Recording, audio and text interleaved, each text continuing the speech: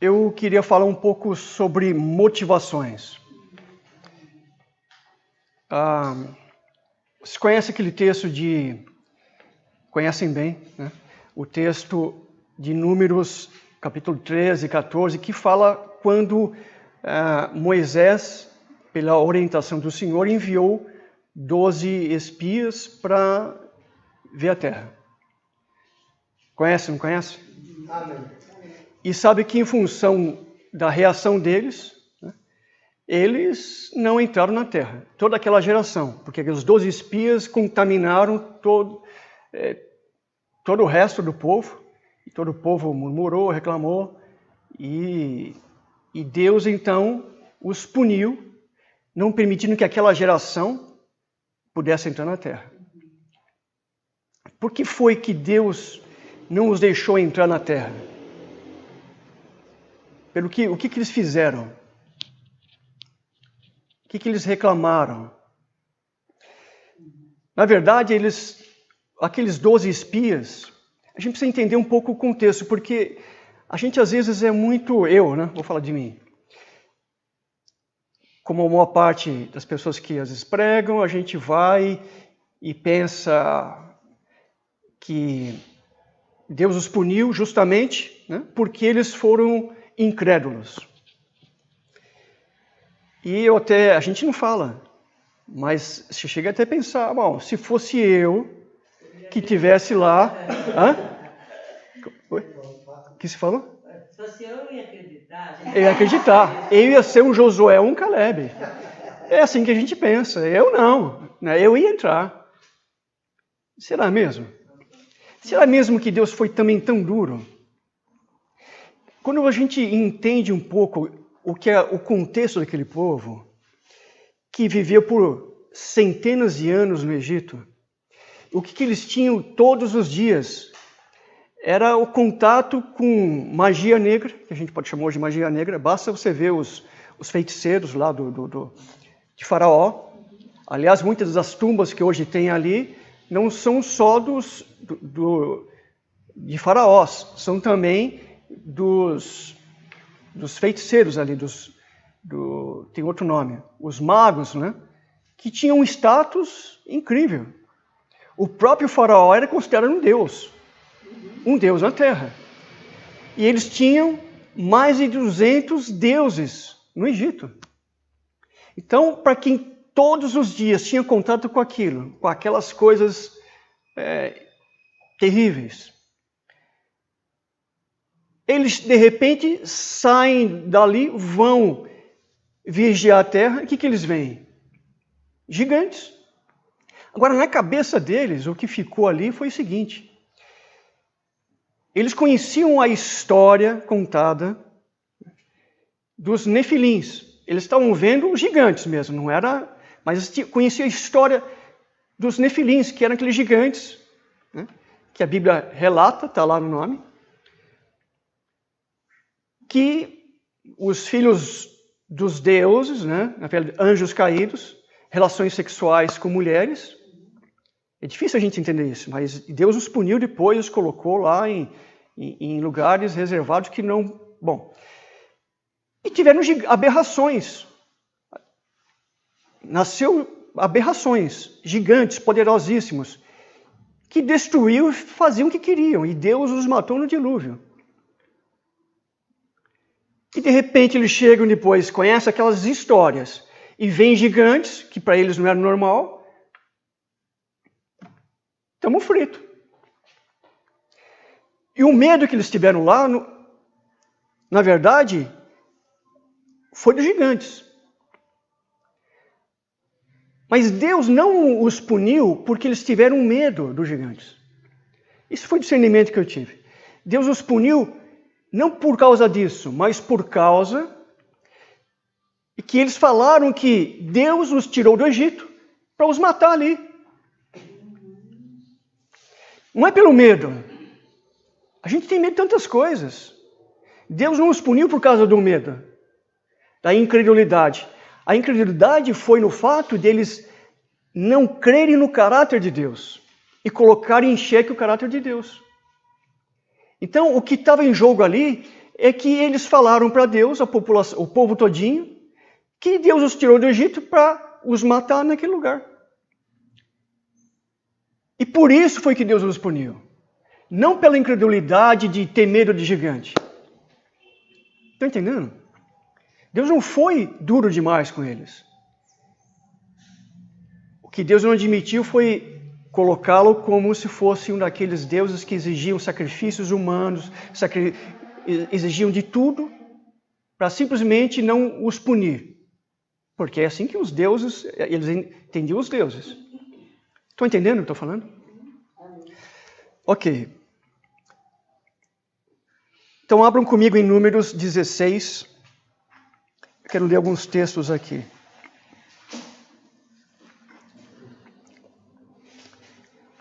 Números 16.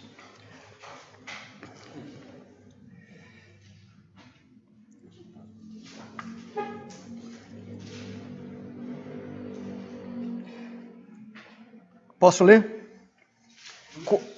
Números 16.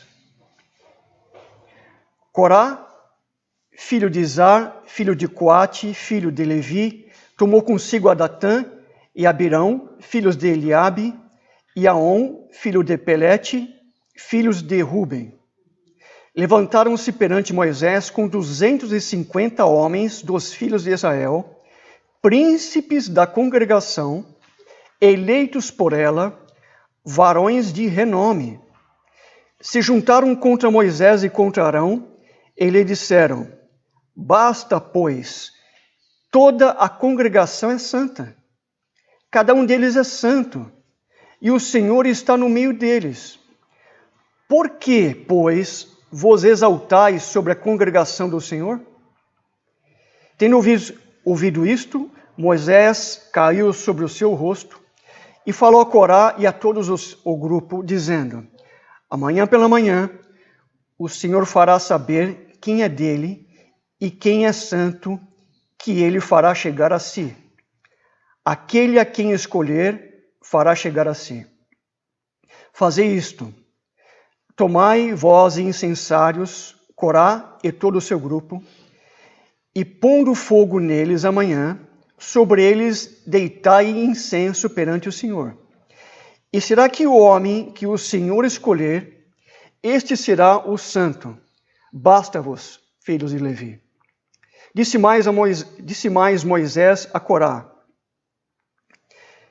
ouvi agora, filhos de Levi, acaso é para vós outros coisa de somenos que o Deus de Israel vos separou da congregação de Israel para vos fazer chegar a si, a fim de cumprires os serviços do tabernáculo do Senhor e estares perante a congregação para ministrar-lhe? E te fez chegar, Corá, e todos os teus irmãos e os filhos de Levi contigo? Ainda também procurais o sacerdócio, pelo que tu e todo o teu grupo juntos estáis contra o Senhor. E Arão, que é ele, para que murmureis contra ele? Mandou Moisés chamar a Datã e Abirão, filhos de Eliabe, porém eles disseram: não subiremos. Porventura é coisa de somenos que nos fizesse subir de uma terra que mana leite e mel, para fazer-nos morrer nesse deserto, senão que também queres fazer-te príncipe sobre nós? Nem tampouco nos trouxeste uma terra que mana leite e mel, nem nos deste campos e vinhas em herança. Pensas que lançarás pó aos olhos destes homens? Pois não subiremos. Dá para ler o capítulo inteirinho, vamos parar aqui.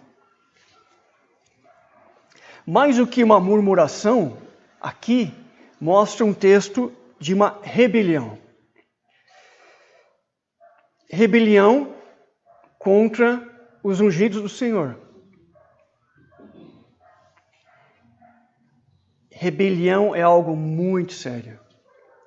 É algo muito sério. Rebelião não é alguma coisa qualquer. É muito pior do que só murmurar, o que já é terrível. Então se levantaram Corá que era um coatita. Então, dentro da tribo de Levi, que Moisés era levita, Arão era levita. Arão, Deus separou Arão e toda a sua descendência para ser sacerdotes, sumos sacerdotes. E as outras famílias da tribo de Levi, um cuidava de montar e desmontar o tabernáculo, outro, que era o caso dos coatitas, carregavam os utensílios sagrados, que eram a arca com as varas, e assim por diante, o incensário e assim por diante. Então eles tinham uma coisa honrosa, separados diante de Deus para isso. Mas então se levanta lá, Coate, com mais dois homens importantes da tribo de Ruben, primogênito de Jacó, e mais 250 príncipes, pessoas escolhidas entre eles, pessoas renomadas, pessoas de respeito diante do povo. E se levantaram para quê? Para dizer o seguinte: basta de achar que está tudo bem aqui, você acha que você é quem? Olha, o povo é santo. Nós somos santos. Por que você acha que Deus fala só com você e não fala com a gente também? Porque você se colocou, e não foi Deus, eles não se colocaram, porque vocês se colocaram acima dos outros, acha que Deus fala só através de vocês.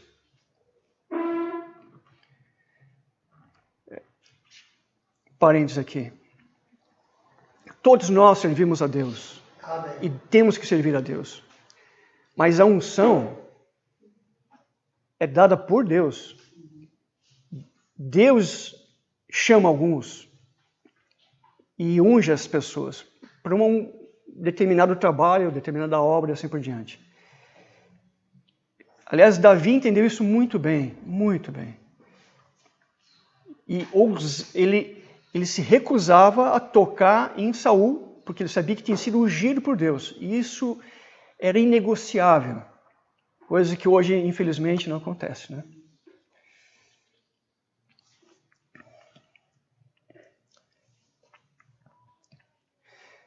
Então, Moisés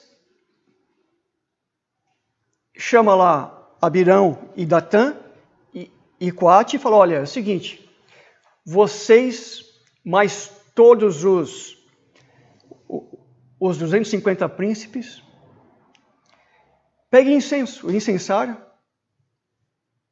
coloquem fogo no incensário, e amanhã de manhã nos reunimos aqui diante do tabernáculo e deixa Deus falar escolher quem é quem. Vamos fazer isso. Vocês acham que nós que usurpamos essa... Não, deixa Deus falar. Deixa Deus mostrar quem é quem. Inclusive depois Moisés manda chamar os dois e eles não vêm. Então Deus começa, fala até palavras assim, de insulto contra Moisés, contra Deus e contra Arão. Nós vamos falar um pouco mais para frente. E Deus então faz o quê? Pune. Faz justiça. Deus fala para Moisés: eu vou destruir esse povo todo. Eu já tinha feito isso, falado isso para ele lá atrás. Só que foi quando o povo se revoltou contra Deus. Mas agora o povo se revoltou contra Moisés e Arão. E Deus falou assim: eu vou destruir eles, vou fazer de você aqui de novo, com minha promessa, vou fazer uma grande nação. Deus estava testando também Moisés, o caráter dele, de estar à frente do povo, o coração dele. Agora ele é testado, não porque falaram mal de Deus, mas agora porque falaram mal dele. E aí fica difícil, aí é diferente. Então ele fez o quê? Não, Senhor, não permita, não sei o quê, tal. Mas Deus abriu então fica longe deles, abriu uma cratera e engoliu aquelas famílias, eles todos. todos aqueles revoltos. Engoliu tudinho. É que você imagina, caso encerrado, certo? Não. No dia seguinte,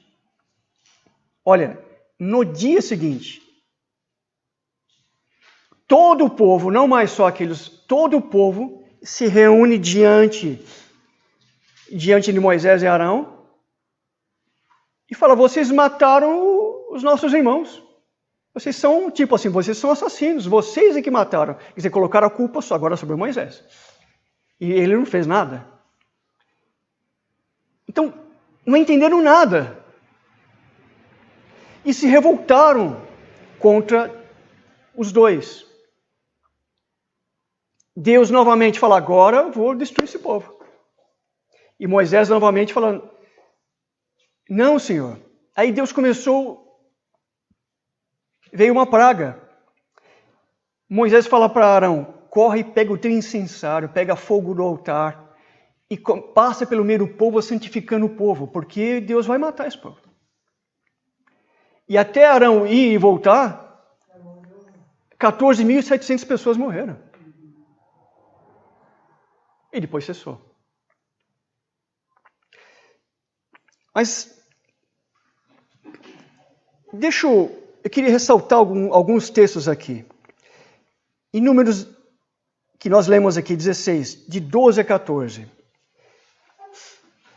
Diz assim: mandou Moisés chamar a Datã e Abirão, filhos de Eliabe, porém eles disseram: não subiremos. Porventura é coisa de somenos que nos fizesse subir de uma terra que mana leite e mel. Está dizendo o seguinte, que o Egito tinha leite e mel.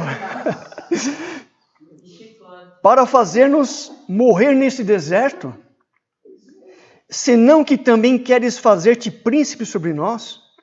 Nem tampouco nos trouxeste a uma terra que mana leite e mel, nem nos deste campos e vinhas em herança. Pensas que lançarás pó aos olhos destes homens? Pois não subiremos. O que eles estão dizendo aqui?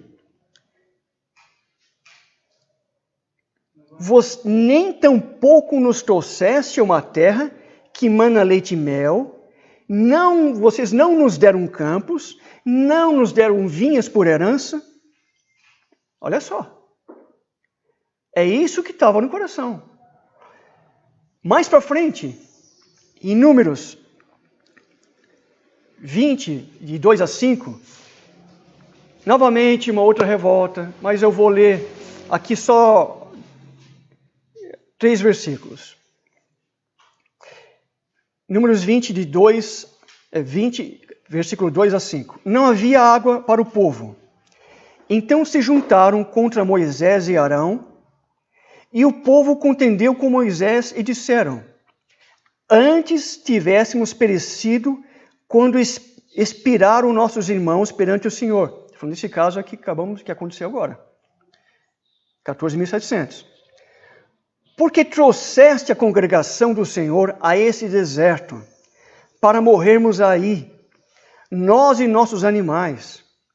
E porque nos fizeste subir do Egito, para nos trazer a este mau lugar, que não é de cereais, nem de figos, nem de vides, nem de romãs, e nem de água para beber.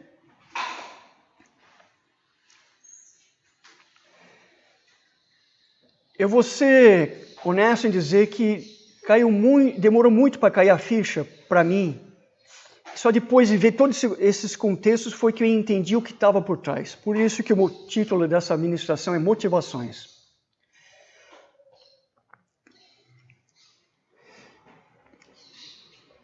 Eu entendo, finalmente, que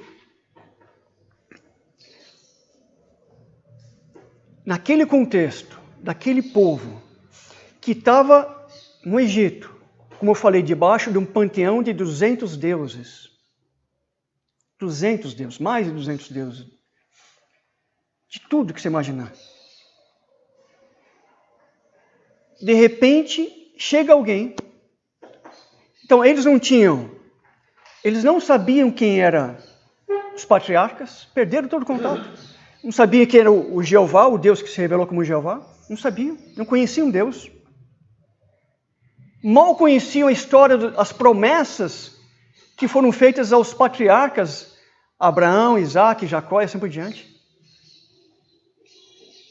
Não se lembravam disso, não conheciam isso. Simplesmente estavam vivendo a vida como escravos. Aí chega Deus, levanta Moisés. Moisés achou que não podia ir sozinho. Deus deu para ele Arão, o irmão dele, irmão mais velho. E aí tiram o povo do Egito com promessas. Deus fez promessas. Mas ainda não haviam se cumprido todas. Aliás, não haviam se cumprido por culpa do povo, porque já era para estar na Terra Prometida há muito tempo, nesse contexto aqui. Então, eles saíram de lá com a seguinte coisa na cabeça. Nós estamos indo para uma terra que mana leite e mel, que tem figos, que tem romãs, que tem muita água, que está lindo e maravilhoso. Deus vai nos dar uma terra, estamos indo para aí. No fundo, é isso que eu entendi. É isso que eu entendo. Eles não estavam seguindo Deus. Eles estavam seguindo o Shangri-La, o horizonte perdido. Isso é a época do Remé. Eles estavam seguindo o God's Dream, o sonho que Deus falou. Eu vou para a terra lá que é maravilhosa. Mas eles estavam preocupados com Deus? Em conhecer Deus? Não estavam. Eles só queriam se dar bem. A motivação deles era se dar bem.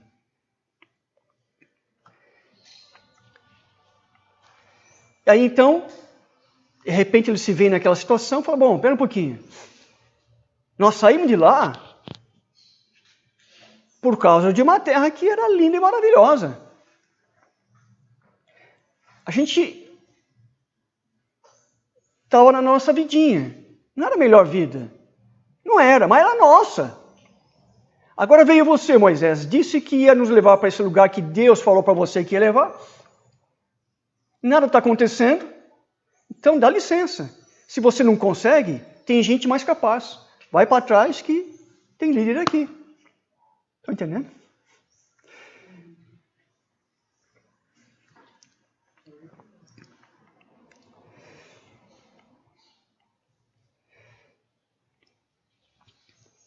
Agora, veja um pouco. O que é que as pessoas do mundo querem e buscam? Olha lá fora, pensa nas circunstâncias. Pensa na sociedade. Nós temos eleições agora. O que as pessoas querem? Buscam um líder que dê a eles o que eles desejam. É isso que o povo vota. Claro, cada um vai votar conforme a sua identidade, a sua crença. Eu creio mais nesse jeito, ou o cara prometeu para mim tal coisa, ou eu aquilo lá tenho mais chance de me dar bem. É melhor para mim, para minha família. Às vezes o povo que se lasque, é assim que penso. Vou votar nessa pessoa. Ou então se levanta líderes, e é isso que vai acontecer. Líderes mundiais que vão falar assim, eu tenho a solução. Eu vou levar vocês para a terra prometida. Aliás, essa geração cristã passou 2000 anos e não fez nada. Não conseguiu fazer o que vocês merecem. Mas eu vou dar para vocês o que vocês merecem. Esse vai ser o discurso do anticristo. É isso, não muda. A história não muda. As pessoas seguem líderes que prometem para eles que eles vão se dar bem.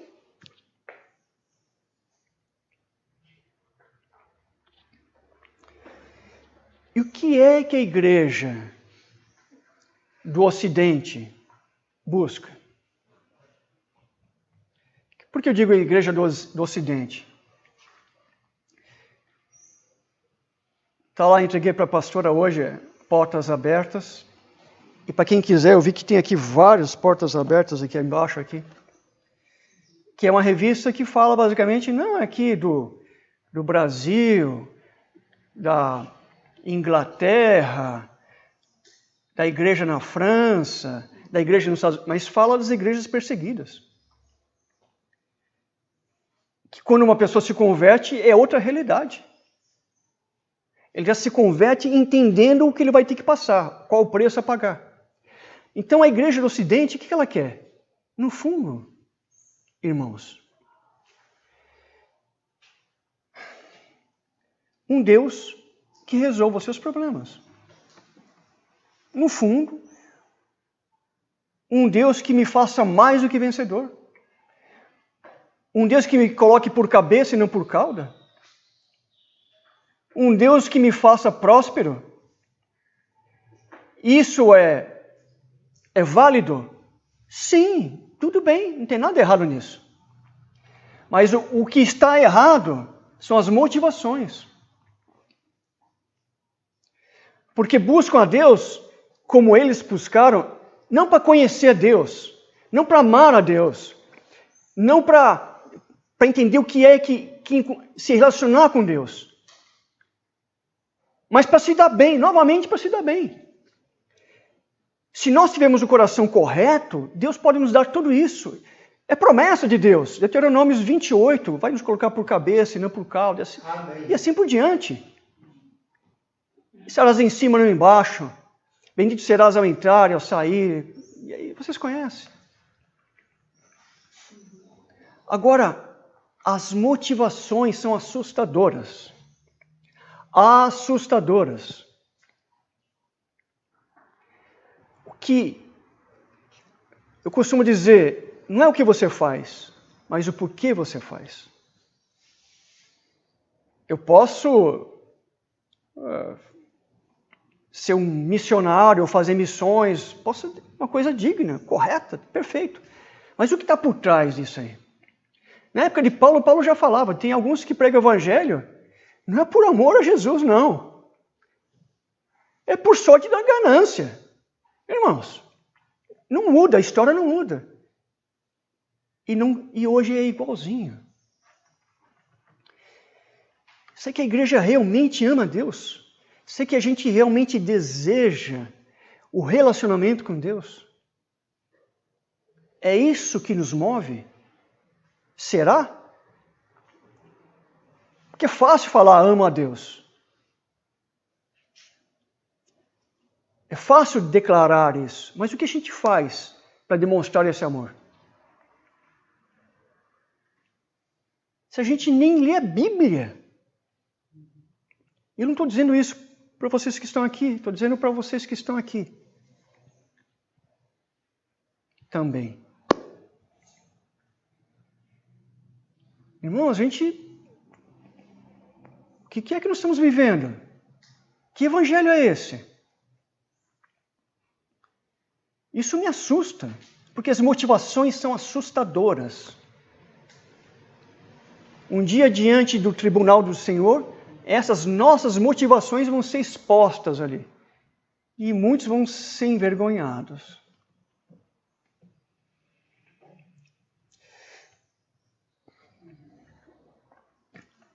Aquele texto que a gente gosta tanto, né? Buscar primeiro o reino de Deus e a sua justiça. A gente precisa parar e pensar um pouco. Reino de Deus. Será que eu busco mesmo primeiro o reino de Deus? Basta ver o que a gente vai fazer amanhã. Que amanhã é segunda-feira. A gente vai levantar. Hoje muitos não tiveram ânimo para levantar. Outros, a gente entende que no atual momento estão na pandemia e se preservando. Tudo bem.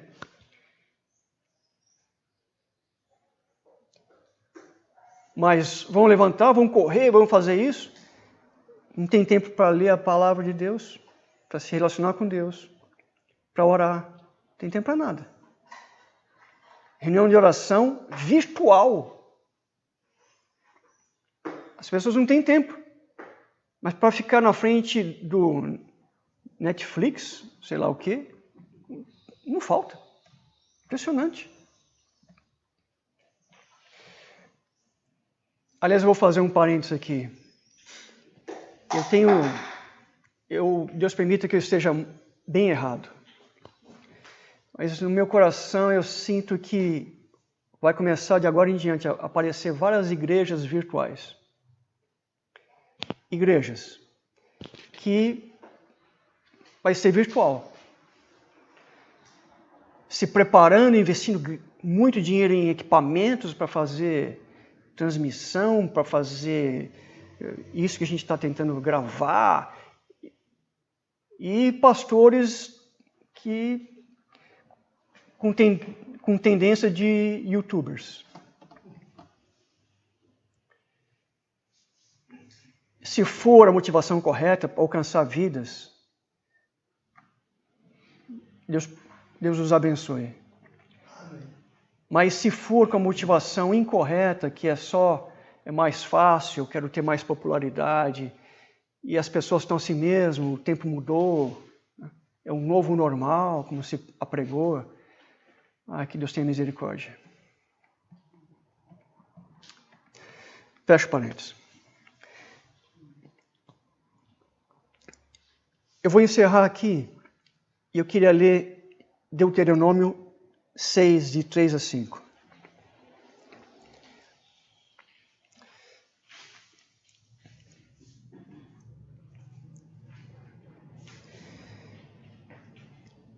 Diz o seguinte: ouve, pois, ó Israel, e atenta em cumprires, para que bem te suceda, e muito te multipliques na terra que mana leite e mel, como te disse o Senhor, Deus de teus pais.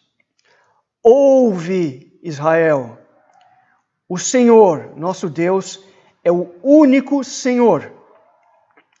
Amarás, pois, o Senhor teu Deus, de todo o teu coração, de toda a tua alma e de toda a tua força.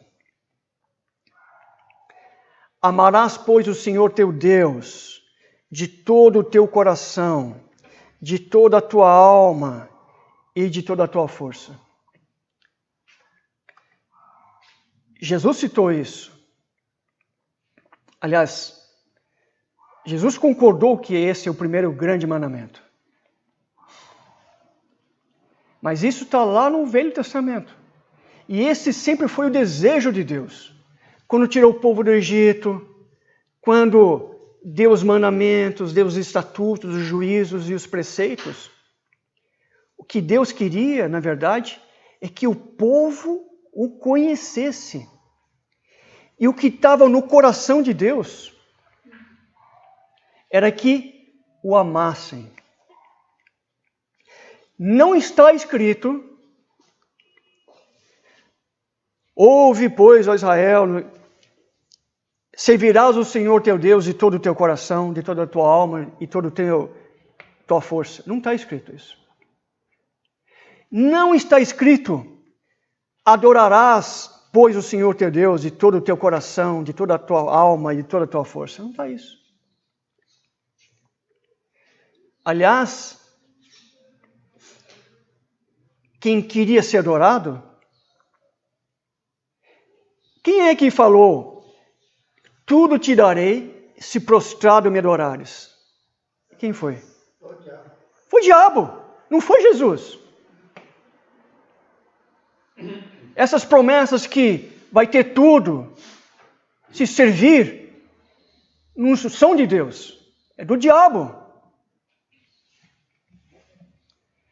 A proposta de Deus é que nós o amemos, que nós conheçamos a Ele, que nós nos relacionemos com Ele, para que possamos ter vida e sermos abençoados por Ele.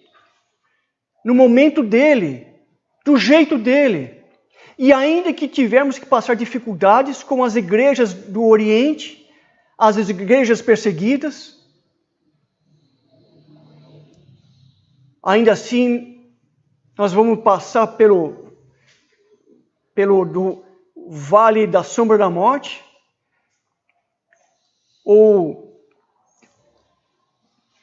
no meio das chamas, ou no meio das águas, e vamos dizer: Senhor, a única coisa que sobrou foi meu amor para contigo. E isso é o tudo que Deus quer. Como a igreja vai amar se não aprende com o autor do amor, que é Deus? Nós só damos o que nós temos. E a fonte do amor é Deus, que é amor. Há muitas motivações erradas, irmãos. E me assusta em ver que as pessoas continuam, que a igreja continua só querendo se dar bem. Não é isso o propósito de Deus. O que Deus falou foi: amarás o Senhor teu Deus. Deus não quer ser simplesmente servido. Servir a Deus simplesmente é religião. Qualquer religião serve o seu Deus. Não tem nada demais nisso. Os deuses, os falsos deuses, ou até mesmo homens e mulheres que querem ser um Deus, querem no fundo ser adorados, ser exaltados, serem glorificados. Mas isso é o avesso do Evangelho. A Bíblia diz que em Filipenses 2, que Jesus, sendo Deus, não julgou com usurpação ser igual a Deus. Ou seja, não se sentiu no direito de ser igual a Deus. É isso que quer dizer. Antes a si mesmo se esvaziou. Assumindo a forma de homem, reconhecido em figura humana. Irmãos, e você vê os sete passos de descida de Jesus. Mas também tem a promessa, por isso Deus também o exaltou e o colocou acima de todo nome, para que o nome de Jesus se dobre todo o joelho, e nos céus, na terra e debaixo da terra. Então, a gente quer só ser exaltado. O único que merece ser exaltado é Deus, mas Deus quer ser amado. Porque Deus, quando criou o homem, Ele criou o homem para relacionamento. Eu acho que está no momento da igreja parar e pensar um pouquinho quais são as motivações corretas.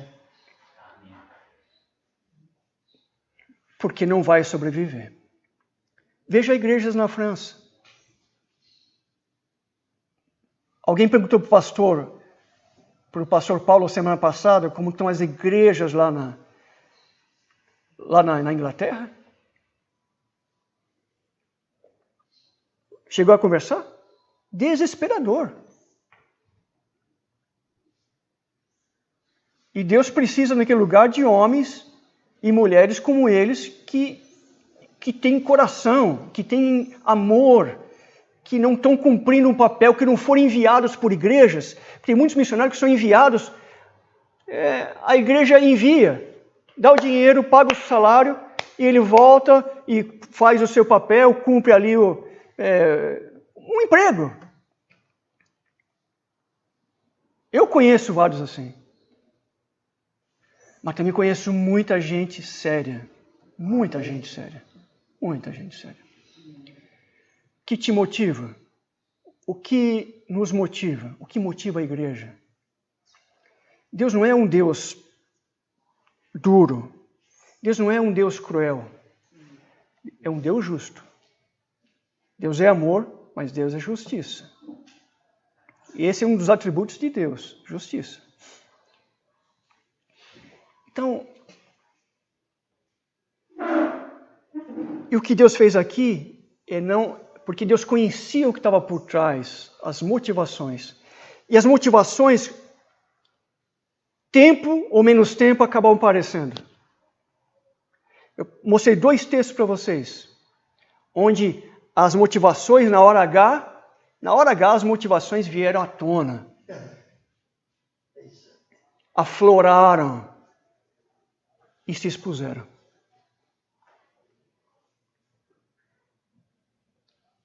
Se Moisés fosse falar, não, vocês têm isso no coração, eles iam dizer, não, claro que não.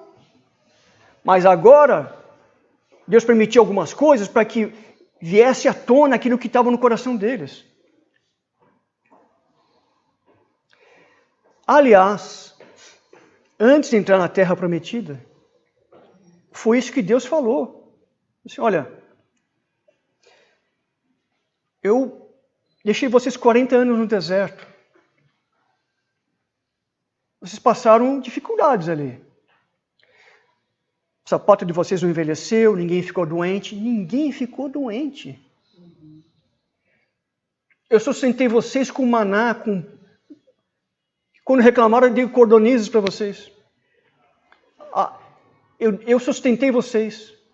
Vocês não foram destruídos, como falaram 1 milhão de vezes. Para provar o que estava no coração de vocês. Deus fez aquilo para que, não porque Deus precisava saber o que estava no coração deles. Deus sabe o que está no coração das pessoas, mas eles precisavam saber o que estava no coração deles. Porque nós, vamos falar, me sinto como um Josué. O René, que é mais velho, como um Caleb. Um Josué. Não, comigo não. Eu não vou fazer aquilo. Não. Irmão, nós temos que ver nossas motivações. E Deus permitiu que eles fizessem aquilo para que as motivações viessem à tona. Estão entendendo? Amém? Amém. Vamos orar.